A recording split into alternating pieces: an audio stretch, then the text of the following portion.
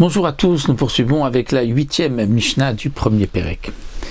La Mishnah nous parle ici encore d'une marloquette entre Beth Shammai et Beth Hillel, et que Shammai n'était pas du même avis que ses élèves que Beth Shammai, comme nous l'avons expliqué, puisque c'était dans une période plus tardive de sa vie que Shammai avait changé d'avis.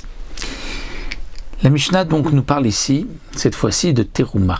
Karchiné Teruma.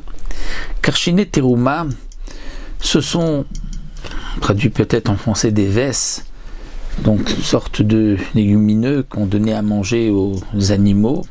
Généralement, dit le Barthénora, c'était les chameaux qui les consommaient. Les hommes ne les consommaient pas particulièrement, sauf si vraiment c'était dans une période de famine, où là, il n'y avait rien d'autre à manger. On mangeait aussi les karchinim.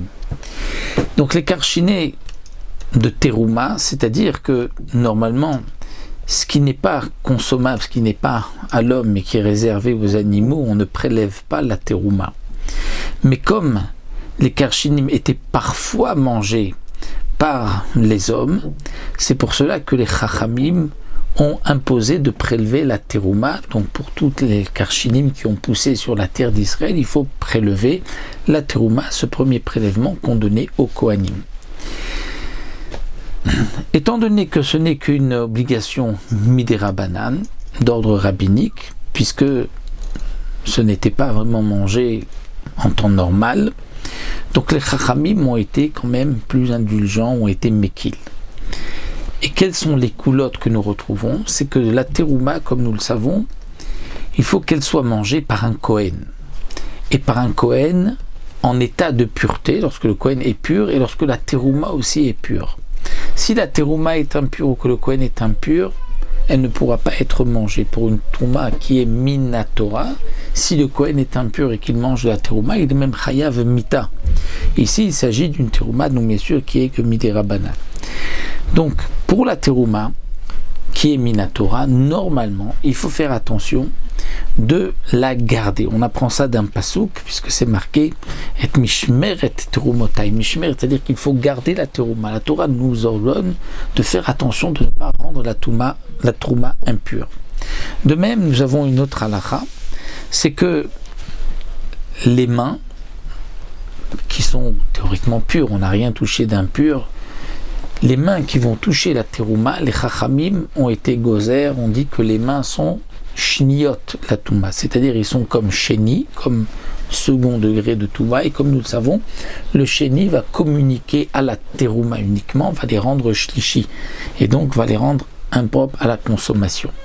Donc ça c'est une xéra midérabanan, que les yadaïm sont shniot et sont possibles la Teruma. Et donc, puisqu'ici il s'agit de Karchiné Teruma qui sont aussi que midérabanan, donc nous allons voir marloquette entre Beth Shammai et Beth Hillel, sur quel point les chachamim ont été indulgents dans cette Teruma. Donc Beth Shammai et Omrim nous disent Shorin, on peut tremper les Karchinim de Teruma, les vesses de Teruma dans de l'eau. Et comme nous le savons aussi, que tant que un aliment n'a pas été au contact de l'eau, il n'a pas eu de Hersher Touma, il ne peut pas devenir ensuite tamé. Pour devenir tamé, il faut qu'il y ait eu d'abord un contact avec un des 7 liquides, entre autres, ça peut être l'eau, et lorsque l'aliment a été en contact avec un liquide, si ensuite il touche une impureté, il deviendra impur. Donc ici, Beth Shammai nous dit, Shorin, on peut les tremper dans l'eau, à condition, donc Betahara, comme nous allons voir, en pureté, c'est-à-dire qu'on s'est lavé les mains. Veshafin, de même, on peut frotter les karchinim sur la peau, comme c'était l'habitude à l'époque, pour pouvoir donc laver la peau. On frottait sur les karchinim, c'était une des utilisations des karchinim, donc ou bien sur la peau, ou bien on les trempait pour les ramollir. Mais ça, nous disent Beth Shammai, il faut le faire Betahara, c'est-à-dire il faut le faire en se lavant les mains, benitilat shadaim, comme dit le Barthénora, comme toute personne qui va manger de la terouma. Parce que les mains sont considérées comme second et vont rendre impure la terouma. Donc, sur ça, les chachamim n'ont pas été mekil, mais ma'achilim betouma. C'est-à-dire, on peut donner à manger aux animaux, même si c'est en état, même si elles sont impures.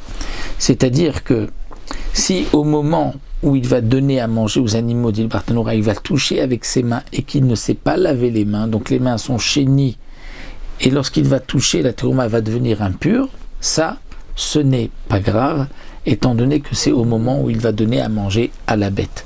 Ça, c'est la koula d'après Bet Shammai, c'est-à-dire au moment où on donne à manger, donc on voit bien que c'est destiné à la bête, on ne risque pas de se tromper, donc il n'y a pas lieu de faire de xéra. À ce moment-là, même si on ne se lave pas les mains et on les touche, on les rend impurs, ce n'est pas grave. Ça, c'est pour Bet Shammai. Bet Hillel Omri, non, Shorim Betahara. Bet Hillel dit, si tu veux les tremper pour les radoucir, les ramollir, la Betahara. C'est-à-dire, il faut d'abord se laver les mains. Il faut que ce soit en état de pureté. Mais Shafin ou Ma'achilin Betouma, si tu veux les frotter sur la peau, ou si tu veux donner à manger aux animaux, ça tu peux le faire même Betouma sans te laver les mains. Pourquoi? Nous explique le Barthénora, c'est qu'au moment où on va les tremper dans de l'eau, au moment où on va donc donner le Hersher Touma, la possibilité ensuite que ça devienne impur, là, il faut le faire Betahara en pureté, il faut se laver les mains, parce que sinon, eh bien, au moment où tu les mets dans l'eau, tu les rends impurs en même temps, le Hersher et la Touma arrivent en même temps, donc ça, Bet Hillel ont interdit pour que quand même on fasse une différence et qu'on sache que c'est de la terouma. Mais si on veut frotter sur la peau ou si on veut donner à manger aux animaux, là, étant donné que on ne voit pas vraiment qu'on les rend impurs, puisque ce n'est pas au moment où on les trempe, donc là, même si on les touche avec des mains qui ne sont pas lavées, qui sont donc chénies second, il n'y a pas de problème. Pour Bet Hillel, c'est là la koula des chachamim. Et Shammai Omer yochlu tsarit. Pour Shammai, il faut les consommer tsarit, c'est-à-dire que même si les karchinim sont déjà impurs, il faudra les consommer une fois qu'ils sont essuyés, qu'ils sont secs. C'est-à-dire que même si au départ ils ont été au contact de l'eau, comme dit le Barthénora, mais il faut faire attention qu'au moment où on les mange, qu'ils soient secs, qu'il n'y ait pas d'eau, pour ne pas que l'on voit, que ce soit nika, que ce soit donc visible, qu'il y a un Hersher à la Touma.